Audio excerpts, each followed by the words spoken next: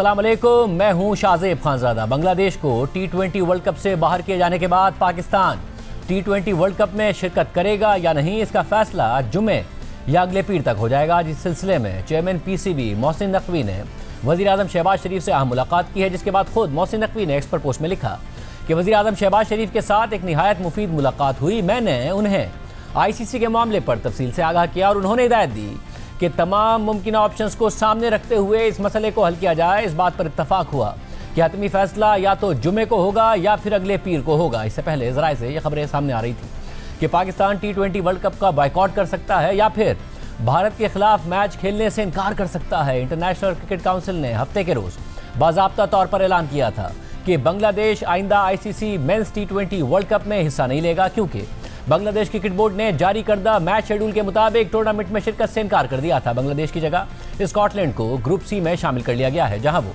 England, Italy, Nepal और West Indies के साथ होगा। ICC के एलामी के मुताबिक 3 हफ्तों से ज़ायद अरसे तक ICC ने बांग्लादेश क्रिकेट बोर्ड के साथ शफाफ और तामीरी अंदाज में मुतअद्दिद मरहलों पर बातचीत की।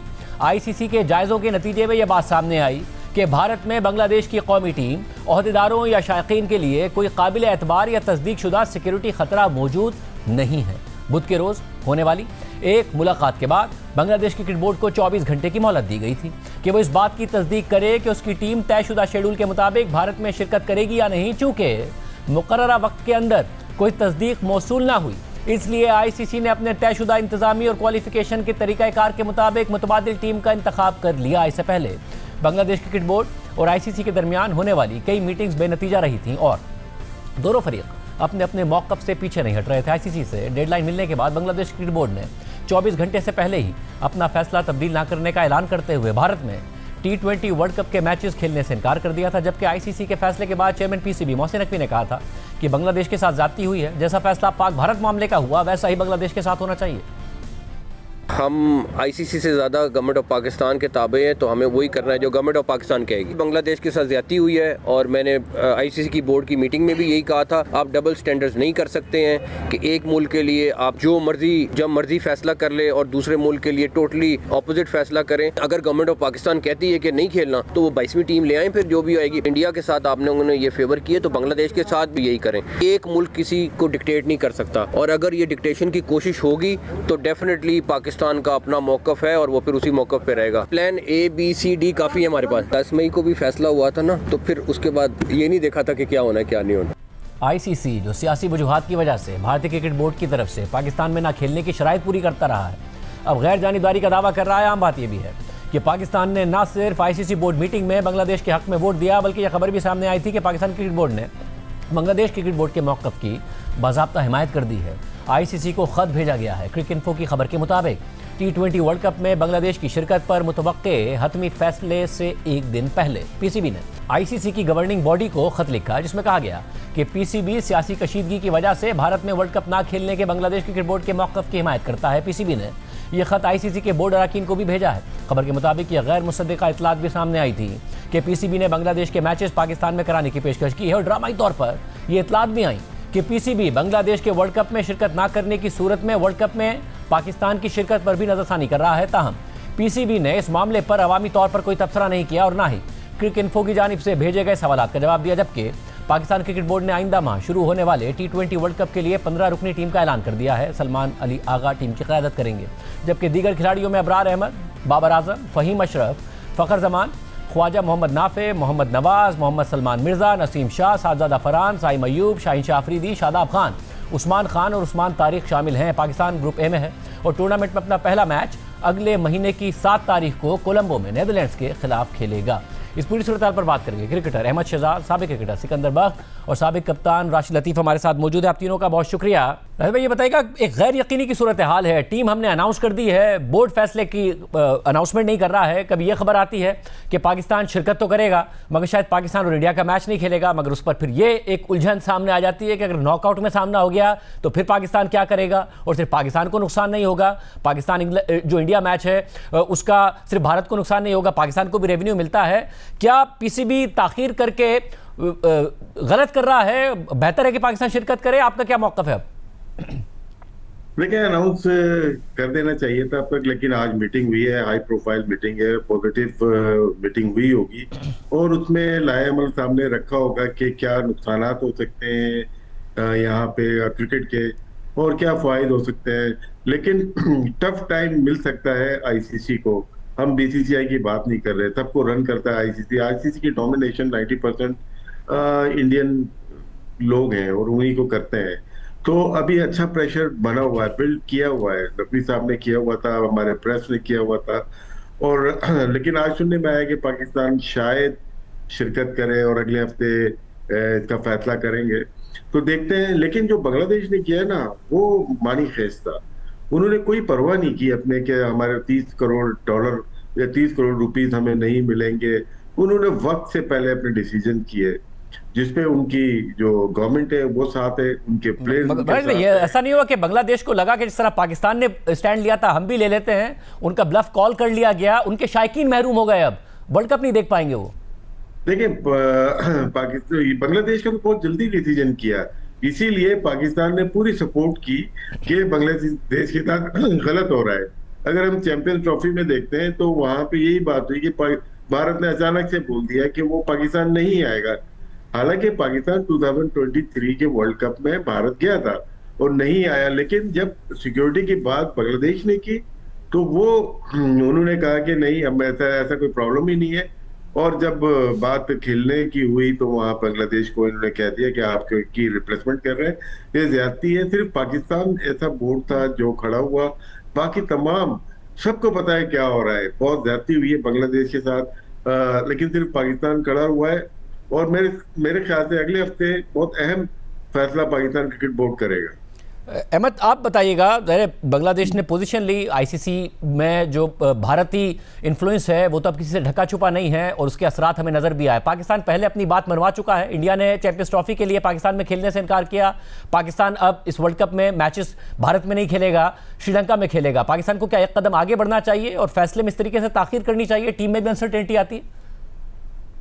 देखिए, ये सारी चीजें भारत ने स्टार्ट की हैं। हमारा मौकिफ तो पहले दिन से बड़ा स्ट्रेट है कि पॉलिटिक्स को स्पोर्ट्स के से दूर रखना है और हमें भी इसी चीज का मुजाहरा करना चाहिए। एक ब्रेव स्टेप जरूर है बांग्लादेश की साइड से, लेकिन एट द सेम टाइम जिस तरह भी आपने बोला कि वहां के जो शायकीन हैं वो महरूम हो गए, अब हम क्या पाकिस्तान के शायकीन को भी महरूम करना चाहते हैं? ये हमने डिसाइड करना है। जहां तक अगर आप मेरा पूछेंगे, बिल्कुल हमें बांग्लादेश के इस डिसीजन के साथ शाना बशाना खड़ा होना चाहिए, लेकिन मोरली फिजिकली उनके साथ खड़े रहें। उनके प्लेयर्स को जिस तरह आप अपॉर्चुनिटी दें, ज्यादा से ज्यादा पीएसएल के अंदर बुलाएं, उनको एक सीरीज दें, बार बार उनसे सीरीज खेलें। अगर उनके पास पैसे की कमी है या तंगी आएगी इस डिसीजन के बाद, उनको सीरीज दें।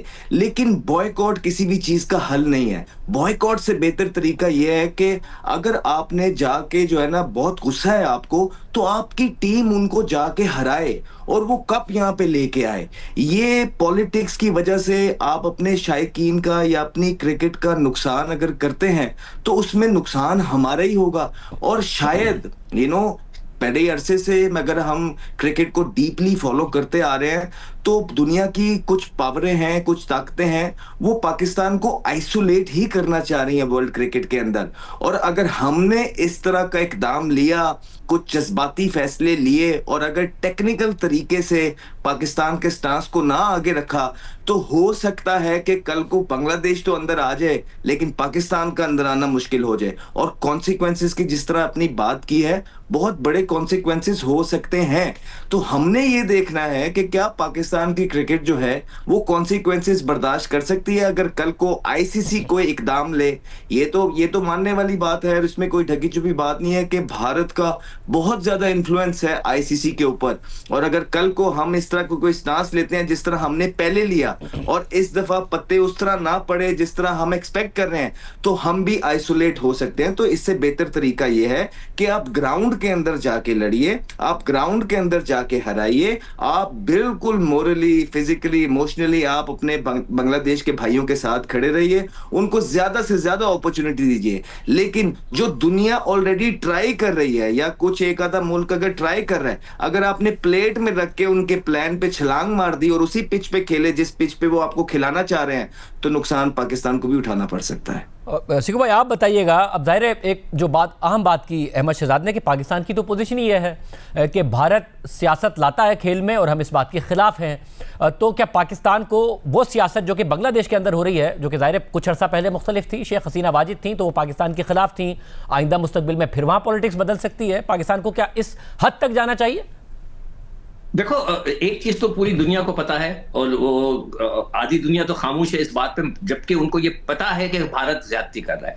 भारत ने सरासर ज्यादती की, वो अपनी हर बात मना लेता है, दूसरों को दबा देता है, जिस तरह उन्होंने बांग्लादेश को दबाया, ये बिल्कुल दुनिया को पता है। मगर हम एक तो सबसे पहले मैं ये कहूंगा कि बांग्लादेश ने बहुत जबरदस्त काम किया कि वो डटे रहे, खड़े रहे और उन्होंने बड़ा जबरदस्त फैसला किया। जो अभी अहमद ने बात की, मैं उसको सेकंड करता हूं कि जनाब आप जाएं, अभी मोहसिन नकवी साहब जो हैं अपने बंदों को कहें कि वो नेगोशिएट करें, उनके साथ जाके लीग्स खेलें, उनके साथ मैचेस खेलें, सीरीज खेलें ताकि वो जीते और वो हम सॉरी जीते नहीं, मतलब वो खेलें और जनरेट कर सकें फंड्स जो उनको लॉसेस हुए, चाहे वो टेस्ट सीरीज और T20 के 7-8 मैच खेलें ताकि वो ज्यादा से ज्यादा पैसे बना सके। इस तरह से हमें एक तो हेल्प करनी चाहिए। दूसरी चीज पे अगर हम बिल्कुल बैकआउट करके निकल जाते हैं वहां से, तो फिर हम दोनों बाहर होंगे, तो बांग्लादेश के लिए लड़ेगा कौन? तो हमें यह भी देखना चाहिए कि हम वहां मौजूद हों और रहकर वहां पर मुकाबला करें। That will be better choice rather than that कि हम अपने घर में बैठ जाएं और कुछ भी ना हो रहा हो, ना हम बांग्लादेश को सपोर्ट कर सकें, हम आपस में ही खेलते रहेंगे। मगर अगर हम जाते हैं, खेलते हैं, तो वी विल बी देयर, हमारी प्रेजेंस वहां मौजूद होगी, फिर वहां बैठ के हम बहुत कुछ कर सकते हैं। जहां तक ये कहे कि हमें वहां मैच जीतना चाहिए, फाइनल जीते, ट्रॉफी उठा के, नहीं, ये बहुत बड़ा प्रेशर है, ये हमें प्लेयरों के ऊपर नहीं डालना चाहिए। मैं समझता हूँ कि टीम पे इतना बड़ा प्रेशर कि जी जाओ जीत कर आओ, हम इनको बदला लेंगे, ये बहुत बड़ा प्रेशर हो जाता है लड़कों को। इस चीज से लड़कों को अलग रख दें, लेट देम बी रिलैक्स और जाकर खेलें, वो ज्यादा अच्छी परफॉर्मेंस देंगे। तो मेरे ख्याल से हमें वी शुड बी देयर, इनके अंदर रहें और वहां रह के लड़े हम, और किसी तरह लोगों को दूसरों की भी मनाएं कि वो भी उनके हमारे लिए लड़े, यानी कि हमारे से मुराद है हमारे लिए और बांग्लादेश के लिए। अगर हम वहां से हट गए तो फिर ये होगा कि बिल्कुल आइसोलेट हो जाएगा बांग्लादेश और हम भी आइसोलेट हो जाएंगे। हमारी कोई अगर उन्होंने कोई ऐसी हरकत कर दी तो हम दोनों बाहर हो जाएंगे। और राजनीति साहब, ये एक और बात जो अहमद शहजाद ने की कि पाकिस्तान की कोई बात मान ली गई है और पाकिस्तान अब भारत में नहीं खेल रहा है। अगर पाकिस्तान पाक इंडिया मैच का बॉयकॉट करे या पूरे टूर्नामेंट का बॉयकॉट करे तो इससे रूम नहीं मिल जाएगा आईसीसी को, जो कि पहले ही बहुत जानिबदार है, जहां पहले ही बहुत ज्यादा इन्फ्लुएंस है भारत का, कि कोई पाकिस्तान के खिलाफ तादीबी कार्रवाई कर सके, पाकिस्तान की क्रिकेट को नुकसान पहुंचा सके। अगर तो पाकिस्तान बॉयकॉट करता है तो मैं गारंटी के साथ कहता हूं कि 24 आवर के अंदर आईसीसी घुटने टेक देगी। पाकिस्तान मामूली कंट्री नहीं है, ठीक है ना, हमें कितना नुकसान पहुंचाएंगे। ऑलरेडी हम 6-8 साल हमारे होम सीरीज नहीं हुई थी, उस वक्त कोई नहीं आया, उस वक्त भी हो सकती थी। यही कंट्रीज थे, यही मुमालिक थे, यही आईसीसी थी, इन्होंने एफर्ट क्यों नहीं किए? फिर शहरियार साहब ने एफर्ट की, फिर नजम सेठी साहब ने एफर्ट की, PSL आई, पर पाकिस्तान में मैचेस होना शुरू हुए, तो वो 8 साल 10 साल हमारी जनरेशन ने देखा ही नहीं है। हम वहीं पे जा रहे हैं लगता है। पाकिस्तान बहुत स्ट्रांग कंट्री है, आपके जो रेवेन्यू जनरेट करता है आईसीसी घुटने टेक देगा। जैसे नहीं है प्रोडक्शन है या जो भी आ रही है उसके पैसा जितना भी है, पाकिस्तान बराबर का शराकतदार है भारत के साथ। निकाल दें पाकिस्तान को, लग पता जाएगा इनको कि कहाँ पे खड़े हुई है आईसीसी, कहाँ बीसीसीआई खड़ी हुई है। आईपीएल एक अलग टूर्नामेंट है। जो बात कर रहे हैं ना, देखिए अभी बांग्लादेश हो जाएगा अलग, इसमें लगेंगे सैंक्शन, उसके जब सैंक्शन लगती है ना तो आईसीसी का कोई इवेंट या कोई टीम नहीं खेलेगी उनके खिलाफ। आप भी नहीं खेल सकते, पाकिस्तान भी नहीं खेल सकता चाहते हुए भी जब सैंक्शन लगती है, क्योंकि वो हो जाएगा आइसोलेट हो जाएगा, अकेला हो जाएगा। तो ये मेरी अपनी जाती राय है। मगर राजेश साहब, ये पाकिस्तान के साथ नहीं हो सकता अगर सैंक्शन का मामला हो कि आपकी बात माननी थी, श्रीलंका में मैच हो रहा था, आप भारत नहीं जा रहे थे और आपने अगर विड्रॉ किया किसी मैच से सियासी वजूहात की बुनियाद पर, तो पाकिस्तान को भी नहीं सामना करना पड़ सकता इन सैंक्शंस का? नहीं, इसमें तो देखिए साफ साफ गवर्नमेंट ऑफ इंडिया ने मना किया था पाकिस्तान नहीं जाएंगे, सिक्योरिटी प्रॉब्लम है। और अभी बांग्लादेश ने भी सेम चीज की और पाकिस्तान ने भी कल परसों जो हुई है, नकवी साहब ने कहा कि हम अपनी गवर्नमेंट से पूछेंगे। तो आईसीसी के क्लॉज में मौजूद है। अगर हमारी गवर्नमेंट अलाउ नहीं कर रही, रीजन क्या है कि डबल स्टैंडर्ड ऑफ आईसीसी। जब पाकिस्तान नहीं आए, वो कहा कि सिक्योरिटी इश्यूज हैं पाकिस्तान में, तो आईसीसी ने मैच क्यों शिफ्ट कर दी है दुबई में, एक ही होटल में एक ही जगह रह के वो ट्रॉफी तो जाने नहीं दी, लेकिन वो जीत गए वो लोग। लेकिन यहाँ पे बांग्लादेश का 48 घंटे के अंदर फैसला कैसे आ गया? ये पाकिस्तान यहाँ पे अपनी बात रखेगा कि भाई हमारे साथ आपने ज्यादती की थी, अब बांग्लादेश के साथ भी ऐसे ही हो रहा है, आइंदा ऐसा नहीं होना चाहिए। तो पाकिस्तान के पास अभी भी जो डेज बताए हैं इस पे सोचो विचार हो रही होगी, अभी गवर्नमेंट ऑफ पाकिस्तान भी सोच रही होगी, और इसमें जो भी होगा या करें, पाकिस्तान के हक में बेहतर करें, बांग्लादेश के भी, और इंटरनेशनल क्रिकेट के लिए अच्छी चीज हो, और आईसीसी को भी एहसास हो कि आप इतने आराम से किसी भी टीम को आइसोलेट नहीं कर सकते। अहमद, आपको लगता है कि पाकिस्तान अगर साथ देता है और ये पोजीशन लेता है जो राशिद लतीफ साहब कह रहे हैं, तो उसके बाद आईसीसी घुटने टेक सकता है? भारत का इन्फ्लुएंस तो वाज़ेह है, पाकिस्तान का क्या इतना क्लाउट है या फिर इतना इम्पैक्ट है पाक भारत मैच का कि पाकिस्तान ये काम कर दे जो कि बांग्लादेश ने किया, तो पाकिस्तान के साथ वही कुछ ना हो जो बांग्लादेश के साथ हुआ, बल्कि आईसीसी घुटने टेक दे? देखिए, पार्ट तो बहुत बड़ा है, इसमें तो कोई दो राय है नहीं। और जहां तक राशिद भाई बात कर रहे हैं कि बहुत प्रेशर आएगा, ब्रॉडकास्टर का बहुत प्रेशर होगा, बिकॉज आप देखें कि इन सारी जो चीजें वर्ल्ड कप से पहले चलती हैं कि ज्यादा से ज्यादा मैच पाक भारत के होने चाहिए, दो तो लाजमी अब रखने लग गए हैं, और फिर पूरी कोशिश ये भी की जाती है कि तीसरा मैच भी रखे। वो इसीलिए कि जो पैसे पाक भारत मैच से जनरेट होते हैं वो पूरी दुनिया खाती है। ऐसा नहीं है कि वो हिस्सा सिर्फ पाकिस्तान और इंडिया के पास ही आता है, वो पूरी दुनिया के पास जाता है, इसलिए बहुत बड़े आई बॉल है। लेकिन मैं सिर्फ एक चीज जानता हूं कि अगर एक न्यूट्रल आईसीसी होता तो आप थोड़े बहुत रिस्क और चांसेस ले सकते हैं। जब आपको पता है कि भारत ही 95% या 100% आईसीसी को कंट्रोल कर रहा है, then you can expect anything. और जिस तरह अभी राशिद भाई ने बोला कि एक लोकल टूर्नामेंट जो है ऑलरेडी उनके पास सैंपल साइज मौजूद है आईपीएल का, कि जब पाकिस्तानी प्लेयर्स आईपीएल पे गए थे तो आईपीएल बड़ी थी, तो जब आईपीएल पे से निकल गए तो आईपीएल उससे भी बड़ी थी उस साल। तो वो फाइनेंशियली तो बहुत ज्यादा स्ट्रांग है, और उनकी मोनोपोली भी इस टाइम क्योंकि आईसीसी चला रहे हैं और आईपीएल चला रहे हैं और वेस्ट सारा उनके साथ खड़ा है, तो आप एक्सपेक्ट कर सकते हैं कि थोड़े बहुत चांसेस तो जरूर हैं कि वो पाकिस्तान को जितना आइसोलेट करना चाह रहे हैं ओवर द पास्ट, लाइक हम डेकेड से देखते आ रहे हैं जब से वो पॉलिटिक्स उन्होंने इन्वॉल्व की है क्रिकेट के अंदर, तो चांसेस हैं, क्योंकि आईसीसी और भारत ये दोनों एक ही जो है ना लोग कंट्रोल कर रहे हैं। तो हो सकता है कि वो इस दफा, क्योंकि पॉलिटिक्स वो बिल्कुल बीच में लेके आते हैं और पॉलिटिक्स की वजह से इकदाम लेते हैं, और इलेक्शन जो है ऑलरेडी सर पे है, सो पैसा जरूर चला जाएगा, लेकिन आप उनको ये बॉल कोर्ट पे रख के देंगे, प्लेट में रख के देंगे कि हाँ जी अब बॉल आपकी कोर्ट के अंदर है, आप डिसाइड करिए। तो आप कभी भी ऐसे लोगों को बॉल या पिच नहीं दे सकते खेलने के लिए जहां पे वो इस तरह की डिसीजन मेकिंग पावर के अंदर आ जाएं कि आपका फ्यूचर डिसाइड कर सके। मेरे ख्याल से अपने कार्ड्स अपने पास रखने चाहिए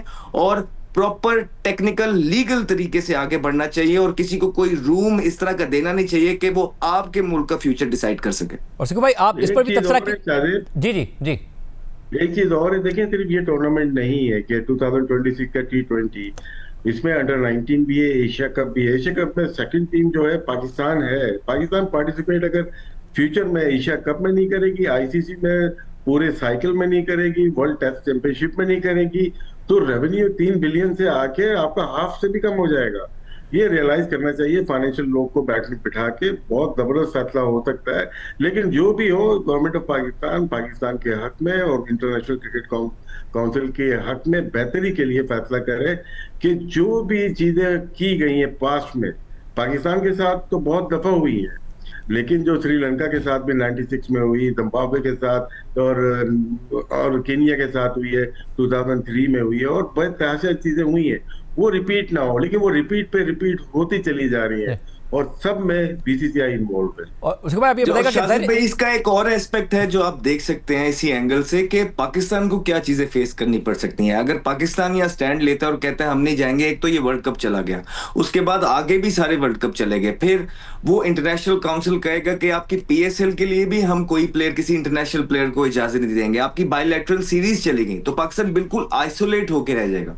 तो ये जो मोहसिन नकवी साहब और प्राइम मिनिस्टर साहब या गवर्नमेंट ने भी फैसला करना है, ऑब्वियसली राशिद भाई ने भी बड़े लीगल और बड़े जबरदस्त पॉइंट रखे हैं, हम भी उसी पे बात करना चाह रहे हैं। तो यही सारे एस्पेक्ट देख के वो इवैल्यूएट करेंगे, और जिस चीज में क्रिकेट की बेहतरी होगी, पाकिस्तान की बेहतरी होगी, हमें इवेंचुअली वही करना चाहिए। भाई, आपका भी कमेंट इस पर?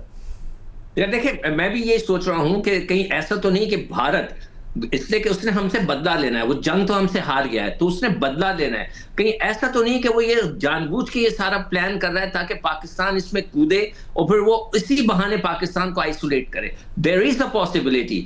इसलिए जो मेरी ख्वाहिश ये है कि जी आप वहां रहें, उनके साथ रहें और वहां लड़ें। That will be a better option. अब ये कि वो घुटने टेक देंगे या हो सकता है कि वो स्पॉन्सर्स भाग जाएं, देयर इज अ चांस, मगर वो इतने पावरफुल और पैसा उनके पास इतना है कि वो घुमा सकते हैं। तो जो मुझे ऐसा शक पड़ा है, देखें दिल से, अगर मेरी आप दिल से पूछेंगे तो मैं ये समझता हूं कि हमें बिल्कुल उनको जो है ना बायकआउट करना चाहिए, लड़ना चाहिए। मगर मैं दिमाग से जब सोच रहा होता हूं तो मैं ये सोच रहा होता हूं यार हम अकेले हो गए, हम और बांग्लादेश, तो फिर क्या होगा।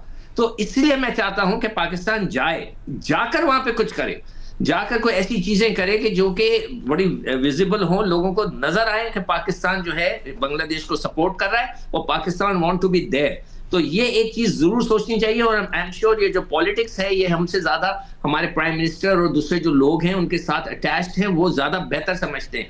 तो मैं तो ये जरूर कहूंगा कि कहीं ऐसा तो नहीं, ये जरूर इस बात पे गौर करें कि वो चाहते हैं कि हम कुछ करें।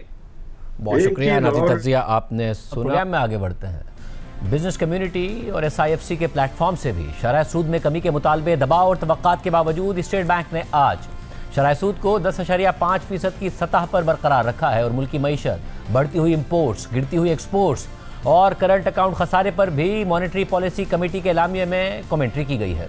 मॉनेटरी पॉलिसी कमेटी के एलामिया के मुताबिक कमेटी ने यह ऑब्जर्व किया कि दिसंबर में महंगाई 5.6% की सतह पर रही, जो तवक्कात के मुताबिक है। ताहम कोर इन्फ्लेशन निस्बतन बुलंद सतह पर बरकरार है और दिसंबर में 7.4% की सतह पर है। इसके साथ साथ हाई फ्रीक्वेंसी इंडिकेटर, जिनमें लार्ज स्केल मैन्युफैक्चरिंग भी शामिल है, ये जाहिर करते हैं कि मुआशी सरगर्मियों में तवक्कात से ज़्यादा बेहतरी आई है और इन सरगर्मियों को डोमेस्टिक सेक्टर्स ने लीड किया है। कमेटी ने यह भी नोट किया कि तिजारती खसारा इम्पोर्ट्स वॉल्यूम में इजाफे और एक्सपोर्ट्स में कमी की वजह से बढ़ गया है, मगर मजबूत तरसीलात ज़र और दुनिया में कमोडिटी प्राइसेस में कमी की वजह से करंट अकाउंट खसारा निस्बतन महदूद रहा है। इन अवामिल की वजह से मॉनेटरी पॉलिसी कमेटी ने नोट किया है कि महंगाई और करंट अकाउंट के आउटलुक में कोई तब्दीली नहीं आई है, ताहम मुआशी तरक्की का आउटलुक बहुत हद तक बेहतर हुआ है। और इन तमाम अवामिल की रोशनी में मॉनेटरी पॉलिसी कमेटी यह समझती है कि शरह सूद को मौजूदा 10.5% की सतह पर बरकरार रखा जाए ताकि कीमतों में इस्तेहकाम और पायदार मुआशी तरक्की की तरफ बढ़ा जा सके। मॉनेटरी पॉलिसी कमेटी ने गुज़िश्ता मीटिंग के बाद से अब तक की डेवलपमेंट्स पर भी तबसरा किया है। लामी के मुताबिक पहली डेवलपमेंट यह है कि इस माली साल की पहली छमाही में GDP ग्रोथ 3.7% रही और इस तरक्की को इंडस्ट्री और एग्रीकल्चर सेक्टर ने लीड किया। दूसरी डेवलपमेंट यह है कि कंज्यूमर और बिजनेस कॉन्फिडेंस में बेहतरी आई है, जबकि इन स्टेक होल्डर्स की महंगाई के हवाले से तवक्कात में भी कमी आई है। तीसरी डेवलपमेंट यह है कि स्टेट बैंक के ज़रिए मुबादला के ज़खायर दिसंबर के टारगेट से आगे निकल गए हैं और 16 जनवरी को $16.1 अरब की सतह पर पहुंच गए और इस इजाफे में इंटरबैंक में स्टेट बैंक की तरफ से डॉलर्स की खरीदारी ने सबसे बड़ा किरदार अदा किया। चौथी डेवलपमेंट यह है कि FBR की रेवेन्यू ग्रोथ में कमी आई है और ये रेवेन्यू ग्रोथ दिसंबर में 7.3% रह गई और FBR अपना टारगेट हासिल ना कर सका। और आखिरी डेवलपमेंट यह हुई कि IMF ने 2026 के लिए अपनी ग्लोबल ग्रोथ फोरकास्ट बेहतर कर दी है। GDP ग्रोथ पर मजीद तबसरा करते हुए मॉनेटरी पॉलिसी कमेटी ने अपने एलामी में लिखा है कि रवा साल की पहली छमाही में GDP ग्रोथ 3.7% रही, जो गुज़िश्ता माली साल की पहली छमाही में 1.6% थी, जबकि अदाद शुमार बताते हैं कि इस माली साल की दूसरी छमाही में भी यही मोमेंटम बरकरार रहा है। Auto sales, domestic cement sales, furnace oil के अलावा ऑयल सेल्स, फर्टिलाइजर ऑफटेक और मशीनरी की इंपोर्ट्स में काफ़ी बेहतरी नजर आई है और यह बेहतरी डोमेस्टिक डिमांड में मुसलसल बेहतरी की निशानदही करती है। ये ट्रेंड लार्ज स्केल मैन्युफैक्चरिंग में भी नजर आया कि जब अक्टूबर 2025 में लार्ज स्केल मैन्युफैक्चरिंग में 8% और नवंबर में 10.4% की तरक्की देखी गई और जुलाई से नवंबर तक ये ग्रोथ मजमूई तौर पर 6% बनती है। जबकि गंदुम के हवाले से हालिया मालूमात और सैटेलाइट इमेजेस एक बेहतर फसल की तरफ इशारा करते नजर आए, जबकि कमोडिटी प्रोड्यूसिंग सेक्टर्स में भी बेहतर डेवलपमेंट्स की वजह से सर्विसेज सेक्टर की सरगर्मियों में इजाफा होगा। इस पस मंजर को मद्देनजर रखते हुए मॉनेटरी पॉलिसी कमेटी ने इस माली साल में GDP तरक्की की तवक्कात में 50 बेसिस पॉइंट्स का इजाफा कर दिया है और अब मुआशी तरक्की 3.75% से 4.75% के दरमियान रहने की तवक्को है। मॉनेटरी पॉलिसी कमेटी के एलामे के मुताबिक ये मुआशी मोमेंटम अगले माली साल में भी जारी रहने की तवक्को है और माजी में की गई शरह सूद में कमी के असरात भी आइंदा मुआशी सरगर्मियों में मजीद नुमायां होंगे। एक्सटर्नल सेक्टर पर मजीद तबसरा करते हुए मॉनेटरी पॉलिसी कमेटी के एलामिया में लिखा है कि दिसंबर में करंट अकाउंट खसारा $244 मिलियन रहा, जिससे इस माली साल के पहले हाफ में टोटल करंट अकाउंट खसारा 1.2 अरब डॉलर्स पर पहुंच गया। और इसकी वजह तिजारती खसारे में इजाफा है, और इस इजाफे की वजह इंपोर्ट्स में इजाफा और एक्सपोर्ट्स में कमी है, जबकि एक्सपोर्ट्स में कमी की बुनियादी वजह फूड एक्सपोर्ट्स में नुमाया कमी है। खासतौर पर चावल की एक्सपोर्ट्स में बड़ी कमी देखी गई है, जबकि हाई वैल्यू टेक्सटाइल एक्सपोर्ट्स मजबूत नजर आई। और इस सूरत हाल में मुसलसल बढ़ती हुई तरसीलात ज़र और IT एक्सपोर्ट्स ने करंट अकाउंट को सहारा दिया है। और इस माली साल में करंट अकाउंट खसारा टारगेट के मुताबिक GDP का 0 से 1% रहने की तवक्को है, जबकि जून 2026 तक स्टेट बैंक के ज़रिए मुबादला के ज़खायर 18 अरब डॉलर से तजावुज़ कर जाएंगे और फिर अगले माली साल में उनमें मजीद इजाफा होगा। गवर्नर स्टेट बैंक ने मॉनेटरी पॉलिसी कमेटी के इजलास के बाद बताया कि इस साल दिसंबर तक ज़रिए मुबादला के ज़खायर स्टेट बैंक के ज़रिए मुबादला के ज़खायर 20 अरब डॉलर से तजावुज़ कर जाएंगे।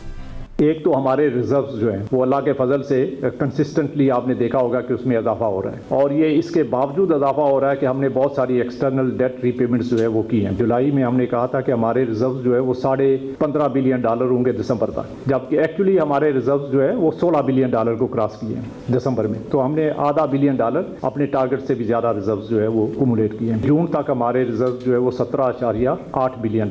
अब हम समझते हैं कि हमारे रिजर्व जो है वो $18 बिलियन से ज्यादा होंगे जून 2026 तक। स्टेट बैंक की जो फॉरवर्ड लायबिलिटीज है वो भी हमारी लायबिलिटी होती है, जो कि हमें रिजर्व से पे करनी होती है। $4 बिलियन का हमने यहाँ पे अपनी लायबिलिटीज जो है वो कम की है। अगर हम ये ना करते तो हमारे रिजर्व इस वक्त $20 बिलियन से ज्यादा ऊपर होते। हमारे मुल्क की तारीख के अंदर कभी भी स्टेट बैंक के रिजर्व जो है जो हाईएस्ट लेवल पे रहे हैं किसी भी वक्त, वो 20 अरब 15 करोड़ डॉलर रहे हैं, और ये हमारे रिजर्व जो है वो अगस्त 2021 में थे हाईएस्ट। हम इंशाल्लाह जिस स्पीड से चल रहे हैं तो हम इसी साल में, ये हमारा जो 2026 का साल है कैलेंडर ईयर, इसमें हम अपने रिजर्व्स को अपनी मुल्क की तारीख के हाईएस्ट लेवल पे लेके जाएं, जो कि 20 दिसंबर से पहले 20 अरब 20 करोड़ डॉलर से ज्यादा होंगे। उसका सबसे बड़ा ये फायदा होगा कि जो इंटरनेशनल बेंचमार्क है कि किसी भी मुल्क के पास कम से कम 3 माह के इंपोर्ट्स के बराबर में फॉरेन एक्सचेंज के रिजर्व होने चाहिए। तो ये जब होगा तो हमारे रिजर्व जो है वो समझ लें कि 3 माह के लेवल को क्रॉस कर लें।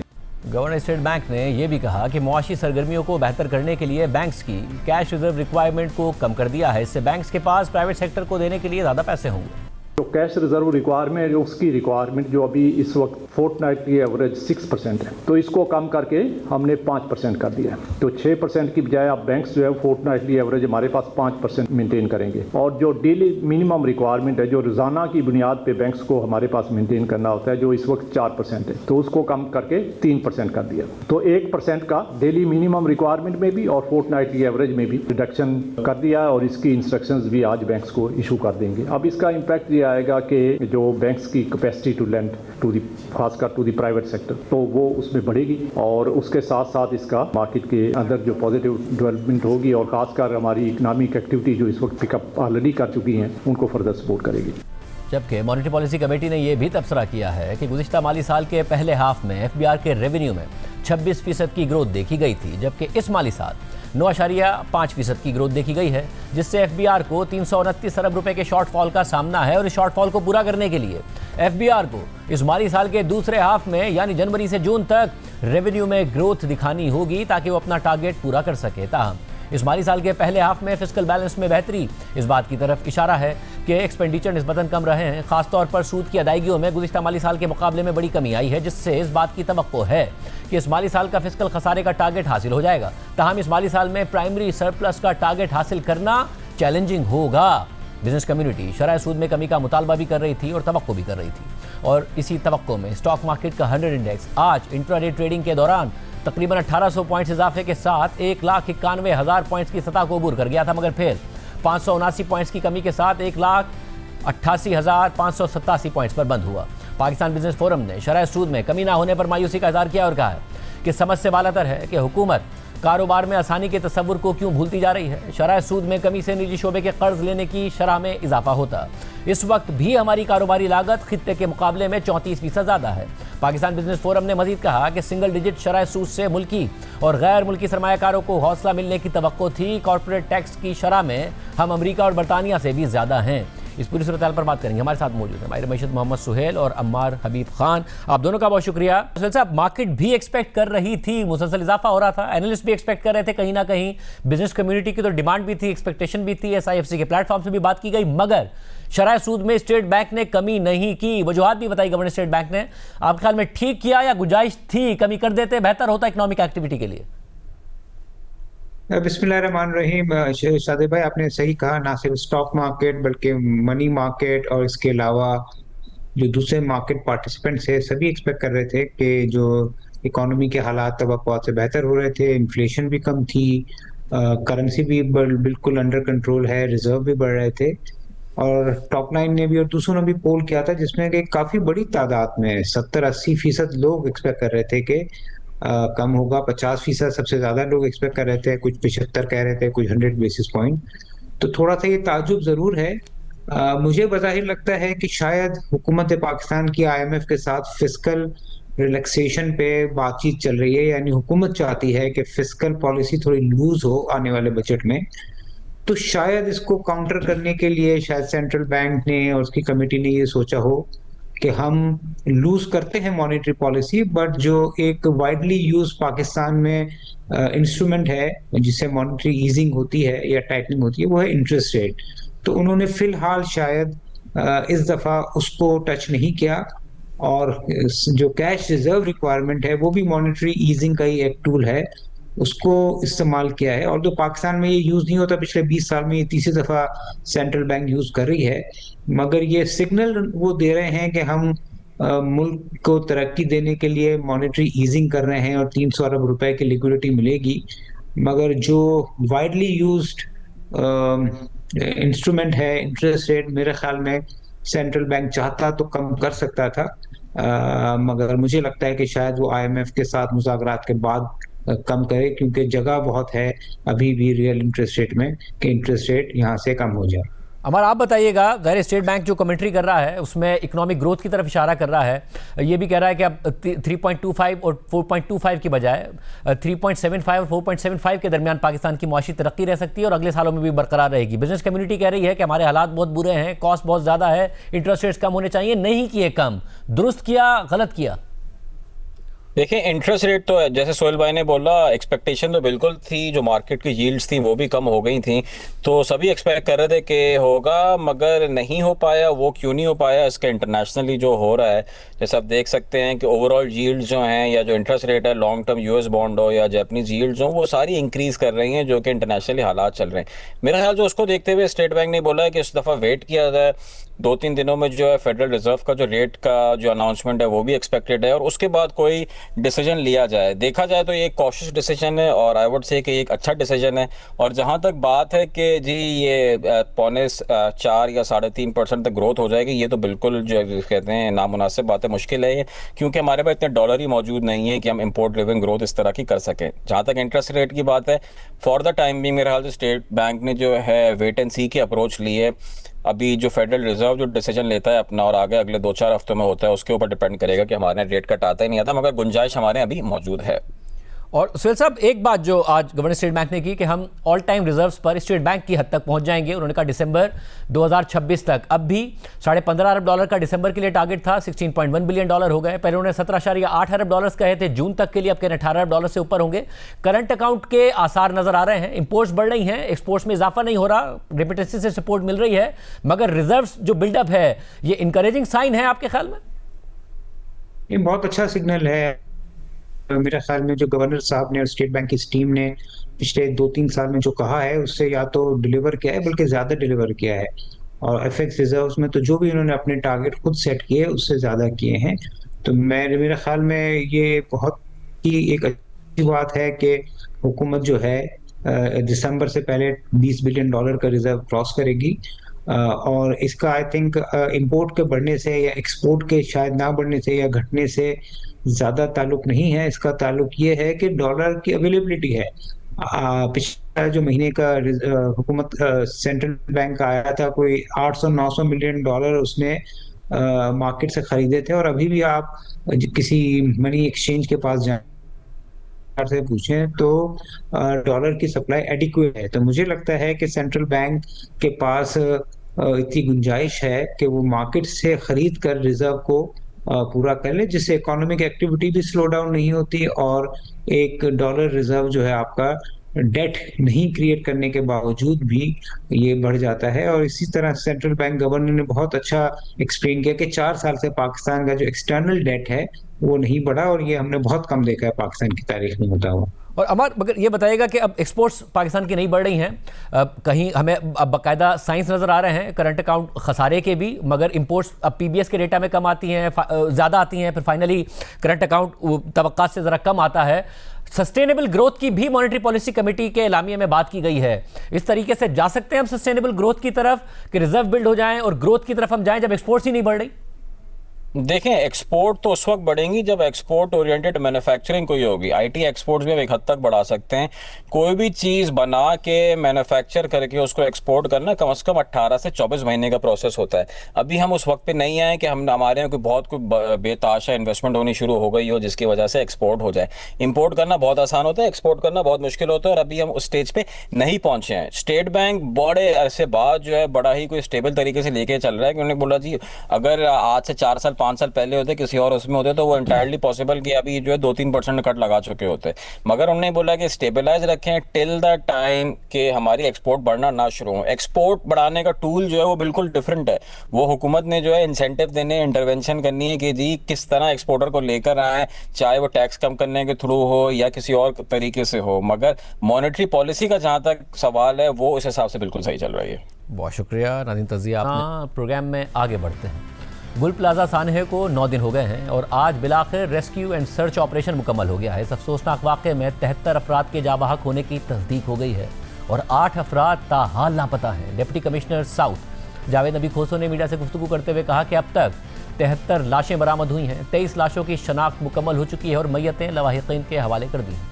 79 मिसिंग पर्सनस की हमें इन्फॉर्मेशन आई थी। अभी तक जो हमने डेड बॉडीज़ या पार्ट्स निकाले थे वो 73 हैं। उनमें कमी पेशी हो सकती है क्योंकि अभी मेडिकल टीम उसमें दिन रात काम कर रही है, और बाकी जो 23 है उनकी आइडेंटिफिकेशन होकर अपने बुरसा को मिल चुके हैं। Police surgeon doctor Sumaiya Syed ने गुफ्तगू करते हुए कहा कि 73 अफराद की बाक़ियात को प्रोसेस कर लिया है, जिनमें से 23 अफराद की शनाख्त हो गई है और 16 अफराद की शनाख्त DNA की मदद से हुई है। हमने 73 रिमेन्स को प्रोसेस कर लिया है। जो मेडिकल लीगल प्रोसेसिंग होती है, सैम्पलिंग हमारी उन 73 रिमेन्स की कंप्लीट भी हो चुकी है, वो चली गई है। 55 हमने फैमिली मेंबर्स के DNA कलेक्ट किए थे फॉर 63 मिसिंग फैमिली मेंबर्स। हमारे पास 23 की आइडेंटिफिकेशन हो चुकी है, जिनमें से 16 DNA से आइडेंटिफाई हुए हैं।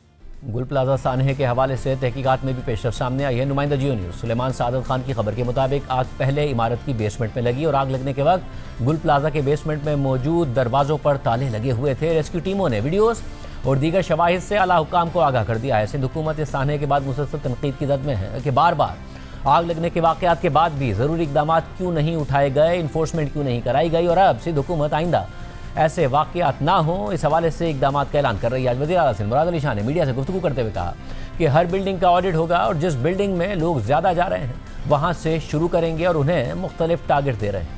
हर बिल्डिंग का ऑडिट होगा और हम जिस बिल्डिंग में लोग ज्यादा जा रहे हैं वहां से शुरू करें। खास तौर पे अभी रमजान आ रहा है, हम सबको पता है कि शॉपिंग के लिए लोग निकलते हैं, उनको पहले फोकस कर रहे हैं और उन्हें डिफरेंट टारगेट्स दे रहे हैं। कोई ऐसी चीजें जो कि एक हफ्ते में मुकम्मल हो सकती हैं जो अशद जरूरत है, जैसे अलार्म लगाना, फायर एक्सटिंग्विशर्स, तो उसको बताया जाएगा कि जी तुम्हें 10 फायर एक्सटिंग्विशर लगाने हैं तो 50 फायर अलार्म लगाने हैं, ये जगहें तुमने क्लियर करनी है और एक हफ्ते का टाइम है। और ये ऐसी 20 आइटम्स डिफरेंट है जो आइडेंटिफाई किए हैं। कोई इदारा अगर उन 20 में से हफ्ते बाद 10, 12, 13 कर लेता है तो हम ये नहीं करेंगे उसमें सख्ती, आप थोड़ा टाइम और दे सकते हैं कि वो कंप्लीट करे। लेकिन अगर किसी ने सिरे से शुरू ही नहीं किया तो इस बिल्डिंग को सील करना पड़ेगा, उस पर कोई कॉम्प्रोमाइज नहीं होगा। गुल प्लाजा सानहे के एक हफ्ते बाद हफ्ते के दिन इस वाक़े की FIR भी दर्ज कर ली गई है। नुमाइंदा जियो न्यूज़ काशिफ मुश्ताक की खबर के मुताबिक वाक़े का मुकदमा नबी बख्श थाने में सरकार की मुद्दत में दर्ज किया गया। मुकदमे में गफलत और लापरवाही की दफ़ात दर्ज की गई हैं और मुकदमे में नामालूम अफराद को नामजद किया गया। FIR के बाद SP इन्वेस्टिगेशन सिटी की निगरानी में एक 5 रुकनी कमेटी भी तश्कील दे दी गई है। साथ ही हफ्ते के दिन सिंध बिल्डिंग कंट्रोल अथॉरिटी ने शहर के 3 अजला में इमारतों का सर्वे करके रिपोर्ट जारी की थी। नुमाइंदा जियो न्यूज़ सुलेमान सादत खान की खबर के मुताबिक सर्वे में इंकिशाफ हुआ है कि ज़िला शर्की, ज़िला वस्ती और ज़िला जनूबी की 90% इमारतों में आग से बचाव के इंतजाम नहीं हैं। सिंध बिल्डिंग कंट्रोल अथॉरिटी ने 300 से ज़ायद इमारतों में आग से बचाव के इंतजाम ना होने पर नोटिस जारी कर दिए हैं। नोटिस में इमारतों में 3 दिन के अंदर फायर सेफ्टी इंतजाम मुकम्मल करने का वक्त दिया गया है। सिंध बिल्डिंग कंट्रोल अथॉरिटी के हुक्म के मुताबिक चंद इमारतों में फायर सेफ्टी के आलात नाकारा हालत में पाए गए।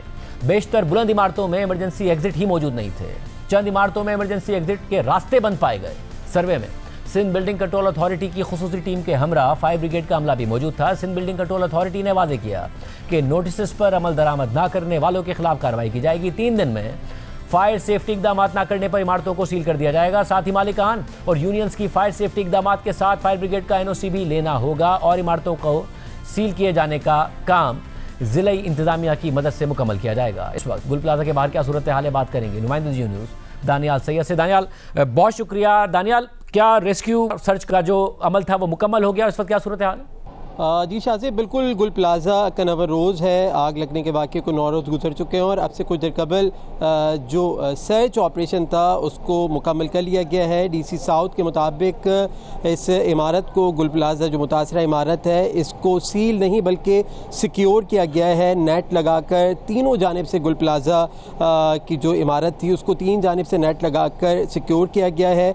DC साउथ जावेद नबी खोसो का ये बताना है कि अगर कोई मुतासरा फैमिली या कोई दुकानदार इमारत के अंदर जाना चाहते हैं तो उनको रास्ता फराम किया जाएगा, बाहिफाजत उनको अंदर लेके जाया जा सकता है।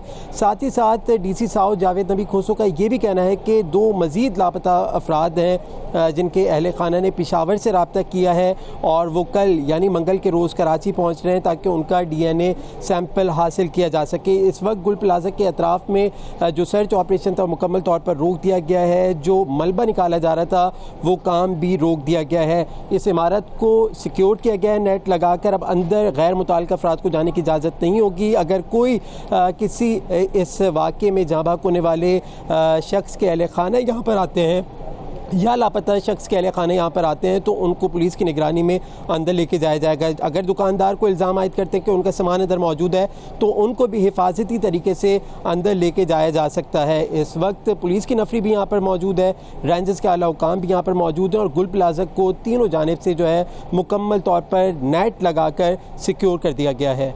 जी शाज़िब, बहुत शुक्रिया। दानियाल से बता रहे थे। हमारे साथ नुमाइंदा जियो न्यूज़ राहिल सलमान मौजूद। राहिल, बहुत शुक्रिया। राहिल, FIR 23 जनवरी को दर्ज की गई, वाक़या 17 जनवरी को हुआ, सरकार की मुद्दत में दर्ज हुई है, क्या तफसीलात हैं इसके हवाले से?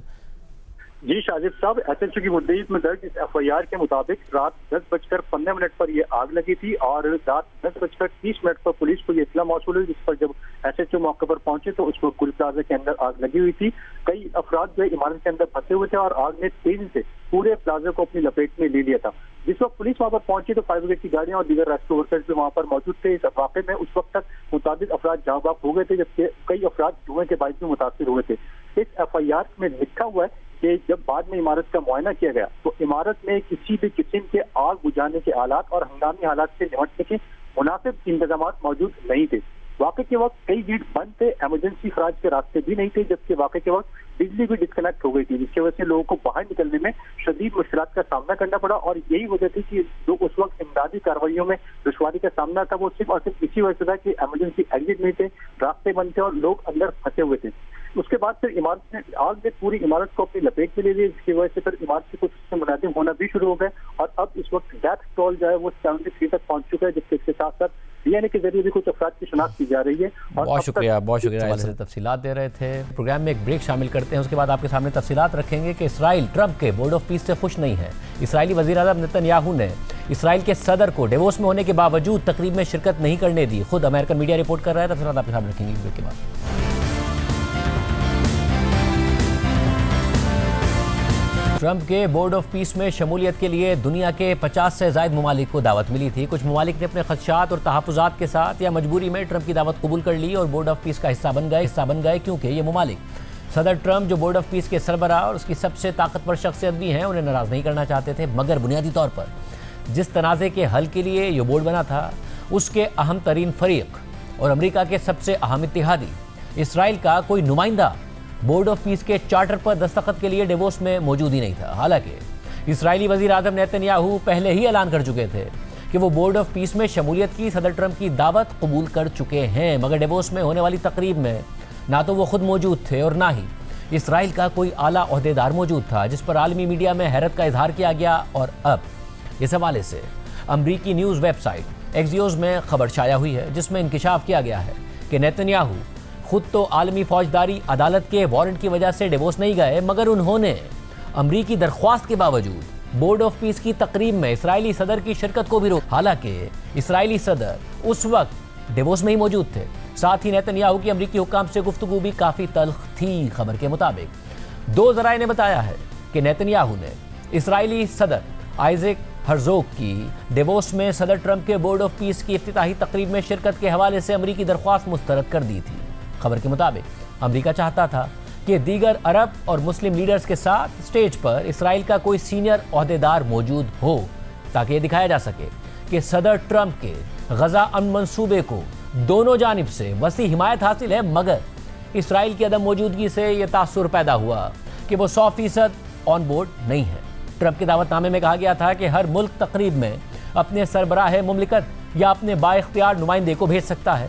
खुद नेतन्याहू इंटरनेशनल क्रिमिनल कोर्ट से जारी गिरफ्तारी के वारंट की वजह से वर्ल्ड इकोनॉमिक फोरम में शरीक नहीं हुए। ताहम इसराइल के सदर Isaac Herzog world economic forum की तकरीब में मौजूद थे।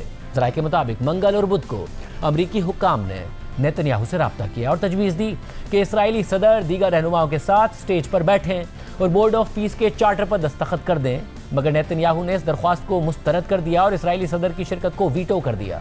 ज़राए ने बताया कि सीनियर अमरीकी ओहदेदारों का नेतन्याहू और उनके मुशीरों से कई बार फ़ोन पर रब्ता हुआ। उनमें से कुछ कॉल्स तल्ख और सख्त थीं। खबर के मुताबिक बुध की शाम तक भी अमरीका को उम्मीद थी कि कोई हल निकल आएगा जिससे इसराइली सदर बोर्ड ऑफ पीस की तकरीब में शिरकत कर सकेंगे। बुध की रात को अमरीका की जानिब से दी गई फहरिस्त में इसराइल उन 21 ममालिक में शामिल था जो शुरका के तौर पर दर्ज थे।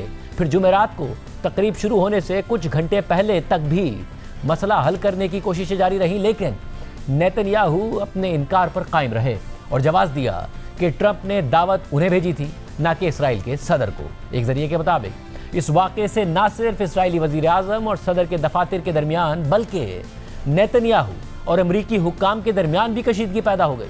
ताहम ज़राए ने बताया कि अमरीका ने इस मामले पर नेतन्याहू से ना उलझने का फैसला किया, बल्कि ट्रंप के मुशीर जेरेड कुशनर और स्टीव विटकॉफ ने अपनी तवज्जो रफा क्रॉसिंग खुलवाने के लिए नेतन्याहू पर दबाव डालने पर मरकूज रखने को तरजीह दी।